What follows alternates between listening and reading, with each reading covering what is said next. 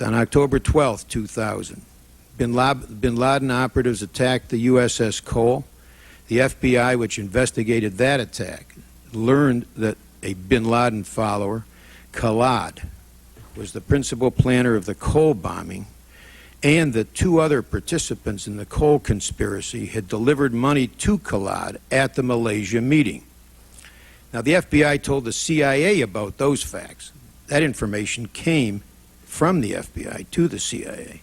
CIA went back, reviewed the facts that they had about the Malaysia meeting again.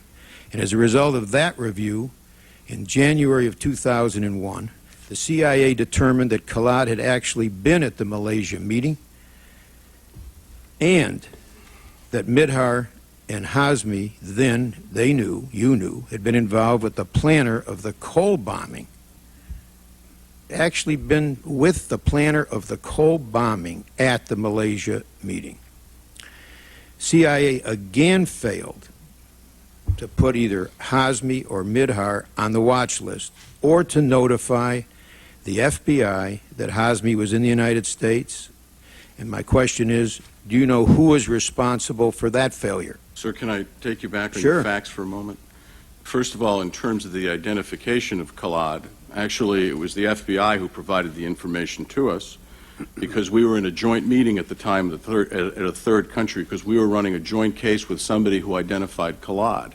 And indeed, in January of 2001, the legal attaché from this third country writes messages to both our headquarters that after having been shown the surveillance photos of Kuala Lumpur, he made an identification of Khalid. I think that's so at that point, sir, both the CIA and the FBI know that Midhar was in Malaysia and that in this time period, and that Khalid was in Malaysia at this time period as well. Now that's irrelevant to my point. What you did not notify the CIA of at that point. No, the FBI. Excuse me, but you did not notify, thank you, the FBI of at that point is that you knew that Hazmi was in the United States. That's correct, sir. That's January now of 2001, another failure. Sir, there are three instances, as I note in my testimony, on three separate occasions. I know. My question, do you know who was responsible to notify the FBI at that time? I don't, but I will find out for you. On January 4th, 2000, they set off for the airport. Fahad al-Quso thought that the driver was a relative of Nibras, possibly his uncle, Abu Saif, the leader of the al-Qaeda cell in Sana'a, Yemen, who, in October 2003, would be killed in a confrontation with the Yemeni authorities. The two divided the $36,000 between them, Fahad al-Quso putting $9,000 in one trouser pocket and $7,000 in the other. They flew to Bangkok via Abu Dhabi, and from there they planned to head to Singapore, having been told by their travel agent in Sana'a that they could purchase visas for Singapore in the airport in Bangkok. That turned out to be untrue, and after several attempts to negotiate with Thai authorities in their limited English, they gave up. Stuck in Bangkok, they negotiated a 30-day stay and checked into the Washington hostel. From there, they called Abu Saif in Sana'a and told him what had happened. They assumed that Khalid might have called him when they failed to show up in Singapore. They told Abu Saif they would wait in the hotel until they received further instructions. Al-Quso also phoned his family and gave them the same message in case Khalid contacted them.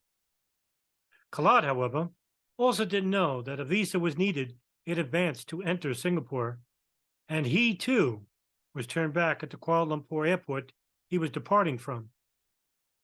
He called Nibras' uncle, who updated him on what had happened to al-Quso and Nibras. Khalid got in touch with Fahad al-Quso and Nibras at the Washington Hotel and told them to stay put. He would come to them.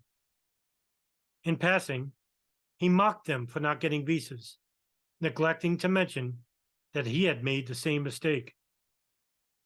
Khalid arrived in Bangkok the next day. He embraced Quso and Nibras warmly and when they handed him over the $36,000, thanked them for their help, whereupon the two couriers purchased new tickets and returned to Yemen. The story left Bob McFadden and Ali Soufan puzzled. Why, in the midst of planning an attack as big as the bombing of the USS Sullivans, would al-Qaeda transfer $36,000 out of Yemen? Al-Quso's explanation that the money was for a new prosthesis for Khalid seemed highly unlikely. They usually didn't cost more than $2,000. We sent a lead to the FBI agent based in Bangkok, suggesting that he go to the Washington hotel to investigate. At the same time, we checked phone calls made between the hotel and Abu Saif, Nibras' uncle, and were able to determine which room in the hotel al-Quso and Nibras had used. Next, we ran a reverse dump, which means checking incoming calls, on Fahad al-Quso's Aden number, Abu Saif's Sana number, and the phone number of the Washington hotel room they had stayed in, and found that they were all in contact with a number in Kuala Lumpur. After further investigation, we determined that the Kuala Lumpur number was a payphone. This, we deduced, must have been where Khalid was contacting them from. What was Khalid doing in Malaysia? And was this payphone something al-Qaeda regularly used? We didn't know the answers. So we asked the CIA, the U.S. government entity responsible for gathering intelligence outside the country. At each step of our investigating the Yemen-Bangkok Malaysian connection, every time we gained an important lead or had new questions, we sent the CIA an official request through the director of the FBI, asking if they had information. It is standard procedure for any official request from the FBI to the CIA, or vice versa, to go through the office of the director. This doesn't mean that the director personally signs off on it or sees it, but it means rather that it is an official, high-level request. It was in November 2000 that we asked the CIA whether they knew anything about Khalid being in Malaysia or about an al-Qaeda meeting there. The CIA responded, also through the official channels, that they didn't know anything about al-Qaeda gatherings in Malaysia, and suggested we ask the National Security Agency. The NSA didn't have the answers for us either. In April 2001, after al-Leghat's investigations turned up the payphone number in Kuala Lumpur that we had by then determined had probably been used by Khalid, we sent the CIA a second official request, called in the FBI a telephone, asking if they knew anything about the number. This request again went through the office of the director. However, no response came. Our third official request was sent in July 2001, when we learned some new details.